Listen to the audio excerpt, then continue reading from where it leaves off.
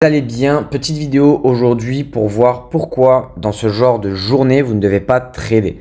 Ok, alors déjà pour comprendre un petit peu de quoi je parle, on va aller ici, on va voir le calendrier économique d'aujourd'hui. Donc aujourd'hui déjà on a l'inflation au niveau Europe, d'accord? Donc il y a 3 étoiles, ça à mon avis ça va faire beaucoup bouger les marchés. Ok, en plus de ça donc on a les taux d'intérêt sur la Banque du Canada. Et on a aussi les taux d'intérêt avec la Fed. Et donc, vous voyez, aujourd'hui, c'est une journée typiquement quand vous avez une propre firme à éviter. Pourquoi? Pour la simple et bonne raison qu'il va y avoir tellement d'annonces économiques qui vont être importantes justement pour le reste, plutôt les semaines à venir, qu'aujourd'hui, prendre des trades est assez dangereux. Et même moi, voilà, je vous donne pas un conseil, je vous jette pas un conseil comme ça. Même moi aujourd'hui, je respecte mon plan. Je sais que je ne traderai pas. Ok, même si ce matin il y avait une superbe opportunité sur le DAX. Vous voyez, ici on revient tout pile dans des zones assez intéressantes. On récupère cette liquidité, le marché qui part à l'achat. Enfin bref. J'avais déjà fait mon analyse, même si je savais que j'allais pas prendre de trade. Et effectivement, l'achat ici était magnifique. Je sais que j'aurais pu largement faire ma journée, mais je l'ai pas fait parce que je respecte mon plan.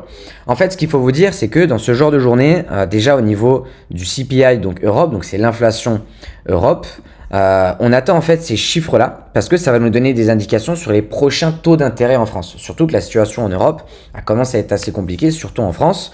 Donc, ça va avoir quand même un assez gros impact. Ok, vous allez voir que dès qu'on va avoir cette annonce économique, le marché va beaucoup plus bouger. Parce que là, mine de rien, le marché ne bouge pas énormément. Ok, on reste toujours. Alors, on a eu une légère hausse, mais on n'a pas de mouvement énorme. Comme par exemple, hier, où on a eu des mouvements très francs. Là, ça n'a rien à voir. Les mouvements ne sont pas pareils. On va avoir ensuite les annonces économiques au niveau US. Et donc, pareil, cet après-midi, je ne vais pas trader. En règle générale, ce qui se passe dans ce genre de journée, c'est qu'on attend tellement et que le marché, en fait, attend tellement les chiffres. Alors, ici, en l'occurrence, il y a 90%, 96% de chances qu'il baisse les taux d'intérêt.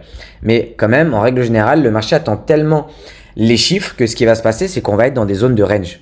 Ok? En règle générale, attention, pas tout le temps, mais en règle générale. Et on va être dans des petites zones de range, d'accord? Donc on n'aura pas des vrais mouvements qui seront bien forts où on pourra avoir des ratios de 2, 3, 4 ou 5, voilà, ou peut-être plus. Bon, des fois, c'est pas vraiment important, mais voilà, on n'aura pas des grands mouvements. Ici, c'est pareil. On verra ce qui se passe aujourd'hui sur les indices US, mais vous allez voir qu'il y a quand même des chances qu'il n'y ait pas des mouvements qui soient super forts. Alors, ça ne veut pas dire qu'on ne peut pas prendre de trade et qu'il n'y a pas d'opportunité à saisir, c'est sûr. Mais par contre, il y a aussi de fortes chances que le marché soit beaucoup plus traître. Ok? Et finalement, ce qui peut se passer, c'est que le marché aujourd'hui peut récupérer cette liquidité, ensuite celle-là, ensuite reprendre celle-là, ensuite, etc. Ok? Et ce genre de marché, c'est vraiment un seul objectif, récupérer un maximum de liquidité. Et ça arrive aussi souvent justement durant les annonces économiques. Donc voilà pourquoi aujourd'hui je ne trade pas et voilà pourquoi aujourd'hui vous ne devez pas trader. Okay. Une fois que cette journée est passée, une fois que les taux d'intérêt sont passés, une fois que les CPI sont passés, on aura beaucoup plus d'indications.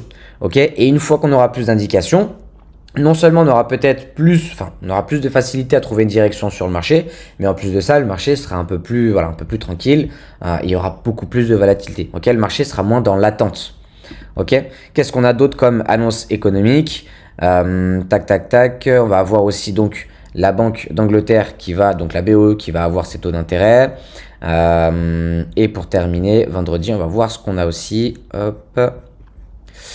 Vendredi, donc la BOJ. Donc c'est vraiment une semaine où il n'y a que des taux d'intérêt. Donc voilà, ce genre de semaine, ouais, j'essaie de faire attention. Alors la BOJ, la BOE, bon, c'est un peu moins important, sauf si vous tradez par exemple le Forex.